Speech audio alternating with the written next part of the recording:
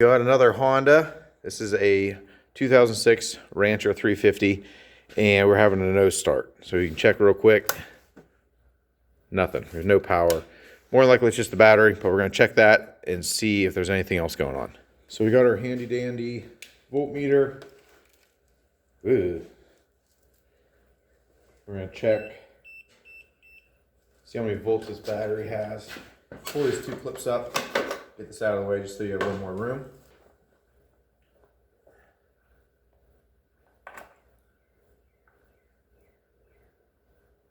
Showing 11 volts. Okay, so the battery is a little low. We're going to put a fresh battery in it just to make sure everything's good.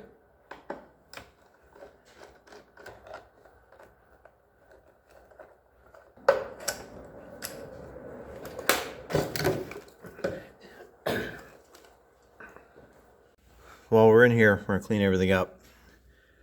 I got a fresh battery. I've actually had real good luck with these. They're cheaper. You can get them on like Amazon, on eBay, stuff like that. But I've had real good luck with them, so we just continue to put them in.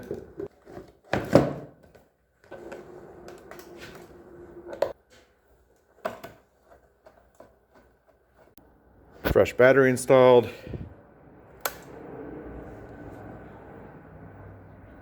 That's good. Now, break in, neutral.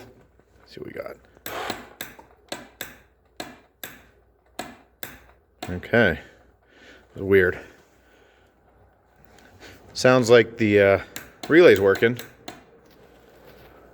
but it's not turning over. It tried to turn over and then it stopped. So let's check some voltage. We're gonna check voltage through to make sure there is power actually going through the relay here. So how do we do that? Turn the key on. Put this on the negative on the battery. Right here should be straight power from the battery, so we should see 12 volts, which we do. And on this side, we should not see anything until we hit the button. We're seeing the same voltage. We're seeing 12 volts here. We're seeing 12 volts here. So the power is coming through and it's going down to the starter. So now what we can do is make sure the wire is good for the starter. We're going to go down to the starter, find the terminal on that, and do the same thing. We're going to take the voltmeter and check to make sure there's 12 volts going down to the actual starter. It's going to be hard to get you guys in here, so I took a picture of what we're looking at. But you want to get your lead down in. You touch that terminal, then hit the start button. We're seeing the same voltage down here. We're seeing 12 volts. The starter is locked up. So right here we have a new starter for the Rancher. This is the terminal you're looking at. It has 12 volts coming to here, and it grounds through the block through these. So what we're going to have to do is change this out. This is a Chinese off-brand one. These are like 30 bucks. I think Honda is selling theirs for over 400. So I'm assuming you get what you pay for. But we're going to try this one and see how well it works. So we need to get to the starter. It's way back in there. It's kind of hard to see. But you got to remove this air box. And now how to do that is you have a breather here that hooks up to the air box up in here. We got to remove that. You have little hose clamp here, hose clamp there, and then on this side, we'll see if we can see. I know the lighting is really bad, but where's it at? Where's it at? There it is. A little bolt. Remove that bolt, remove these guys. This thing should just pop up out. So let's give it a shot.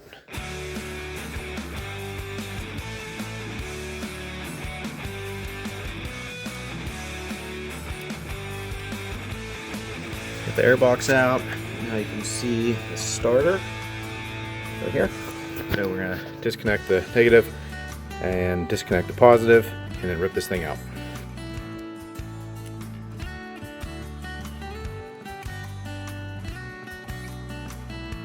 Okay, so I got the power wire off here. Put that to the side. I have two 10 millimeters holding the starter on. The bracket for the air box is also attached to this.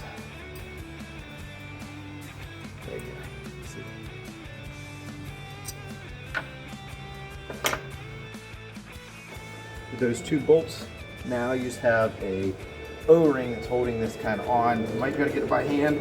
You might try to get a screwdriver in there and pry out just ever so gently. Just like that. Here are the 2 different starters. This is the OEM. I'm assuming it's the OEM one, honestly, I'm not sure. Still spins. Some of them will lock up that you can't even spin them. But this one spins way smoother. So we're gonna slap this in here. Again, this is like $30. You can buy this with a starter relay and a key switch for like $30 to $40, something like that. And this one, I think Partzilla is selling them for like over $400. So again, you probably get what you pay for, but as long as this gets maybe another year or 2, that's all they're looking for. Yeah, looks good. Let's throw it back on there. The seal on these, this O-ring, I like to put a little grease on there. It'll make it slide on a little better.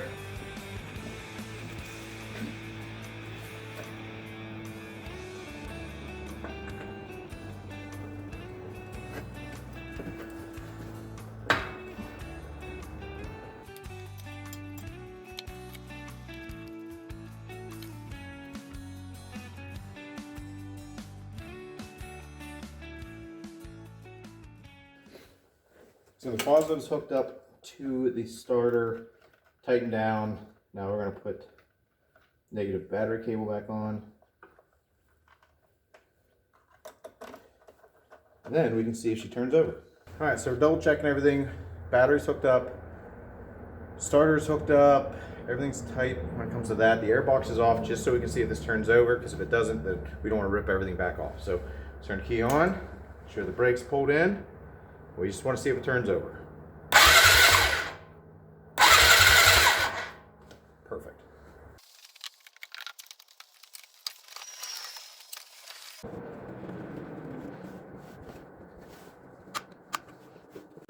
Okay, so we should be good to go. Everything's tightened up. We're going to replace the air filter in this. Battery's all back connected.